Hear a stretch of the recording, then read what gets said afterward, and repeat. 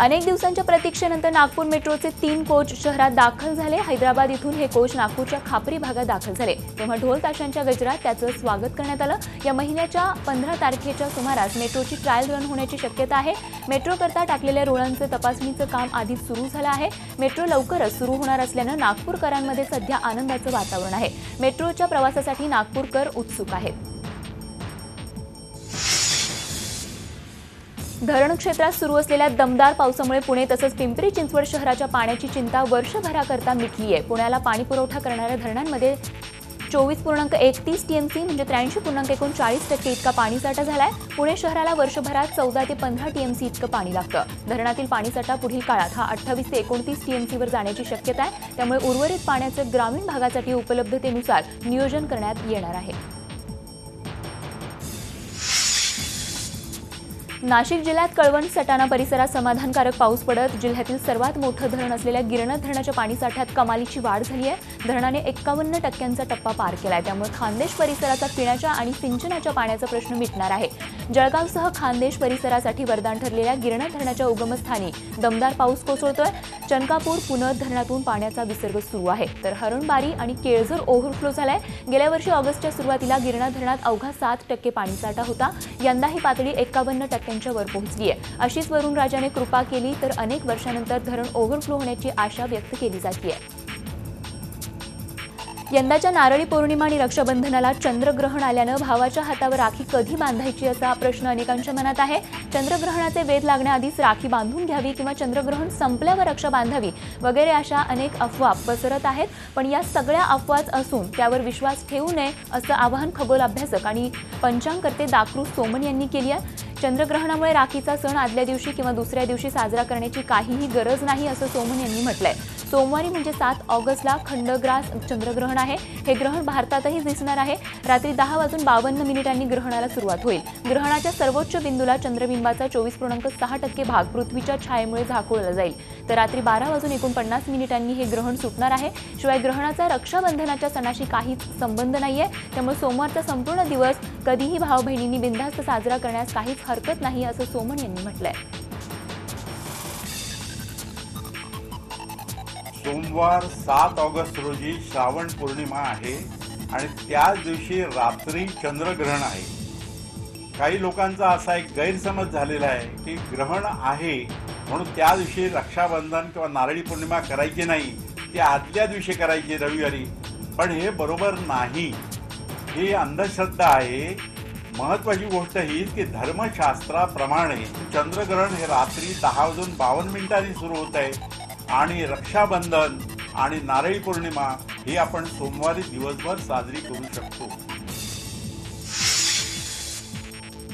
मुंबईच्या प्रचंड वाहतूक कोंडीमध्ये रुग्णांना जलद गतीने सेवा देण्यासाठी राज्य सरकार आणि शिवसेनेच्या शिव आरोग्य सेवेच्या माध्यमातून सुरू करण्यात आलेल्या मोटर बाईक अँब्युलन्स उपक्रमाचं उद्घाटन झालं। राज्याचे मुख्यमंत्री देवेंद्र फडणवीस, शिवसेना पक्षप्रमुख उद्धव ठाकरे यांच्या प्रमुख उपस्थितीत आरोग्यमंत्री डॉक्टर दीपक सावंत यांनी या महत्त्वाकांक्षी सेवेला प्रत्यक्षात आणलं। सध्या 10 बुलेट बाईक या सेवेसाठी उपलब्ध करण्यात आल्या असून पुढील काळात त्यांची संख्या वाढवण्यात येणार आहे।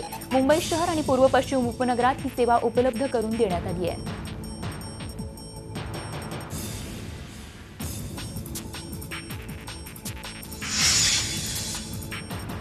मुंबई महापालिकेच्या आरोग्य विभागाचा गलथान कारभार समोर आलाय। लाखो रुपयांची खरेदी केलेली औषधं गरजू रुग्णांना न देता तशीच डिस्पेन्सरीमध्ये साठा करून ठेवली आहेत। धक्कादायक बाब म्हणजे या औषधांची मुदत संपल्यानं आता त्याचा वापरही करता येणार नाही।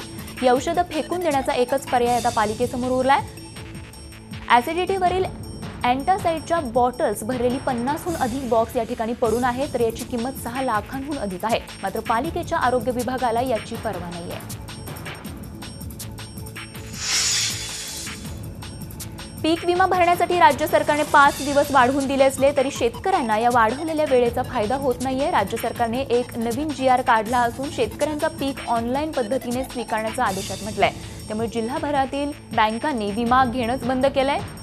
हिंगोली आणि परभणी जिल्ह्यात सर्वच बँकांनी विमा स्वीकारण्यास विरोध दर्शवलाय। गेल्या काही दिवसांपासून रांगेत उभ्या टाकलेल्या शेतकऱ्यांचा यामुळे हिरमोड झाला असून जिल्हाभरातील शेतकऱ्यांनी ठिकठिकाणच्या बँकांमध्ये आमचा विमा भरून घ्या म्हणून एकच गोंधळ घातला।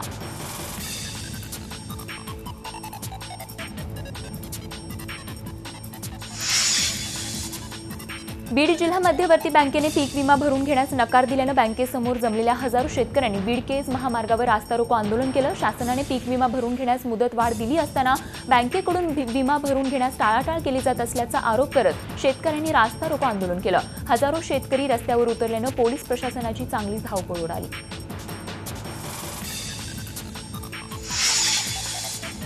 पीक विमा भरण्यासाठी मुदतवाढ मिळाल्यानंतरचा पहिला दिवस वाया गेल्यानंतर यवतमाळ जिल्ह्यात बँकांमध्ये विमा स्वीकारला जात आहे। त्यामुळे शेतकऱ्यांनी पुन्हा बँकांकडे गर्दी केली आहे। मोठा गाजावाजा केला गेलेल्या प्रधानमंत्री पीक विमा योजनेत यावर्षी सुरुवातीला तांत्रिक अडचणींमुळे शेतकऱ्यांना विमा काढता आला नाही। त्यानंतर ऑफलाईन अर्ज स्वीकारताना झालेली गर्दी यामुळे केवळ 75,000 शेतकऱ्यांनी 17 कोटींचा प्रीमियम भरून आपलं पीक संरक्षित केलंय। गेल्या वर्षी मात्र 2,18,000 शेतकऱ्यांनी प्रीमियम भरला होता। गुजरात राज्यातून होत असलेल्या राज्यसभा निवडणुकीमध्ये नोटाचा पर्याय वापरायला काँग्रेसनं हरकत घेतली आहे। त्याचाच भाग म्हणून सर्वोच्च न्यायालयात काँग्रेसनं धाव घेत यासंबंधीची याचिका दाखल केली आहे। या याचिकेवर आज सुनावणी होणार आहे। येत्या 8 ऑगस्टला गुजरातमधून राज्यसभेच्या 3 जागांकरता निवडणूक होतीये। या निवडणुकीत नोटाचा पर्याय वापरला जाऊ नये याकरता काँग्रेसनं संसदेतही जोरदार आघाडी उभारली होती।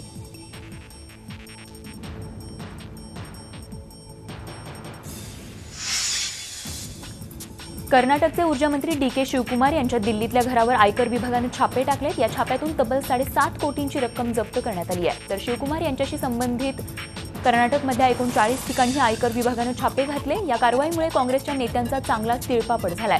सध्या सुरू असलेली कारवाई म्हणजे लोकशाहीची हत्या असल्याचं काँग्रेसने म्हटलंय। तर कारवाई राजकीय हेतून झालेली नाही, उलट काँग्रेस भ्रष्टाचारात आखंड बुडालेली असल्याचा दावा केंद्रीय मंत्री अनंत कुमार यांनी केलाय।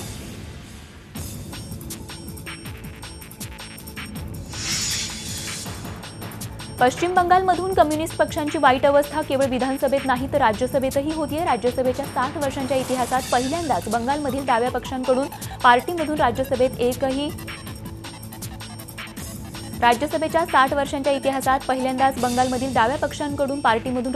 1ही उमेदवार नाहीये। निवडणूक आयोगाने पश्चिम बंगालमधून मार्क्सवादी कम्युनिस्ट पक्षाचे राज्यसभेचे उमेदवार विकास रंजन भट्टाचार्य यांचा उमेदवारी अर्ज सोमवारी रद्द केला।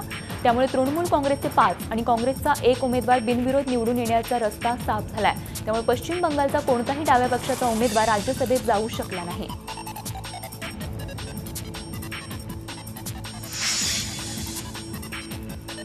लष्कर-ए-तोयबाचा मुख्य दहशतवादी अबू दुजानचा मृतदेह पाकिस्ताननं घ्यायला नकार दिलाय। अबू दुजानचं पार्थिव ताब्यात घ्यावं यासाठी जम्मू काश्मीर पोलिसांनी पाकिस्तानच्या उच्चायुक्तांना संपर्क साधला।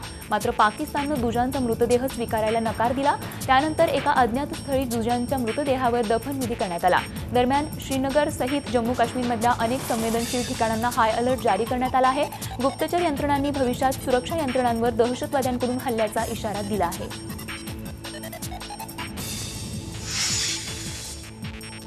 8वी पर्यंतची ढकलगाडी बंद करण्याची प्रथा आता बंद होणार आहे। त्यासाठी शिक्षण हक्क कायद्यात कराव्या लागणाऱ्या सुधारणांच्या विधेयकाला मंगळवारी केंद्रीय कॅबिनेटनं मंजुरी दिली आहे। नव्या तरतुदीनुसार 5वी आणि 8वीत मुलांना नापास करून पुन्हा त्याच वर्गात बसवता येणं शक्य होणार आहे। शिक्षण हक्क कायद्यातील सध्याच्या तरतुदीनुसार 1ली ते 8वी सरसकट सर्व विद्यार्थ्यांना पुढच्या वर्गात टाकणं बंधनकारक आहे। पण या तरतुदीमुळे शिक्षणाचा दर्जा सातत्यानं खालावत चालल्याचं अनेक संशोधनांमधून पुढे आलंय आणि त्यालाच अनुसरून ढकलगाडीची ही प्रथा बंद करणारं सुधारणा विधेयक तयार करण्यात आलंय। हे विधेयक आता कॅबिनेटच्या मंजुरीनंतर संसदेत सादर करण्यात येणार आहे। झी 24 तास रहा एक पाऊल पुढे।